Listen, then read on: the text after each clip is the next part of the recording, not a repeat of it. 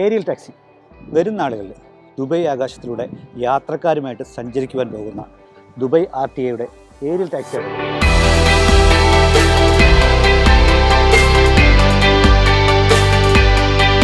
Dubai എന്ന നഗരത്തിലെ road, metro, ജലഗതാഗത മേഖലയിൽ ദിനംപ്രതി 10,000-കണക്കിന് പേർക്ക് സേവനം നൽകുന്ന RTA ആകാശമാർഗമുള്ള എയർ ടാക്സിയും അവരുടെ സേവനത്തിൽ ഉൾപ്പെടുത്തിയിരിക്കുകയാണ്.